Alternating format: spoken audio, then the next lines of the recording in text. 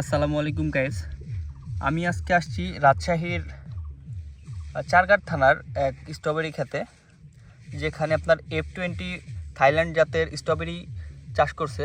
স্ট্রবেরিগুলো দেখেন অনেক বড় বড় আকার, এগুলোর স্ট্রবেরিগুলো অনেক বড় হয় এবং এটার বাজারে চাহিদা অনেক বেশি। দেখেন অনেক বড় বড় স্ট্রবেরিগুলো, বাজারে চাহিদাটা অনেক বেশি। তো এখানে প্রায় উনি 1 থেকে 1.5 বিঘা স্ট্রবেরি চাষ করছে। এখান থেকে প্রায় উনি 1-1.5 লাখ টাকা অলরেডি বিক্রি করছে। আরও তার অনেক আশা।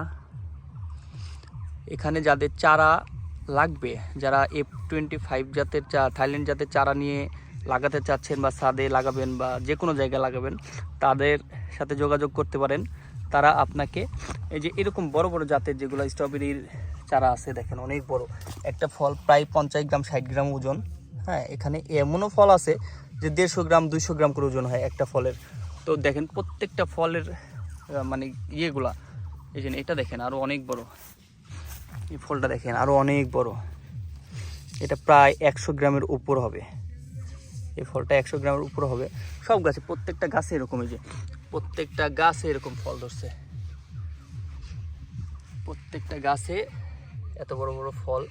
এমনিতে সাধারণ জাতগুলো যেগুলো আছে ওগুলো ছোট ছোট হয়, কিন্তু F25 জাতের যে ইয়েগুলো আছে, এইটা দেখেন আরও বড়, এটা অনেক বড়, এটা আরও অনেক বড়। এগুলো সাধারণত সব বড় বড় বড় হয় F25 জাতের যে ইয়েগুলো আছে। আপনারা F25 জাতের যদি চারা এবং ফল নিতে চান, তারা এই বাগানের মালিক বা যে অনার আছে তার সাথে যোগাযোগ করতে পারেন। আপনারা আপনাদের কুরিয়ার সার্ভিসের মাধ্যমে সারা বাংলাদেশে যে কোনো জায়গায় ওরা পাঠিয়ে দিবে আপনাদের হাতে ইনশাল্লাহ।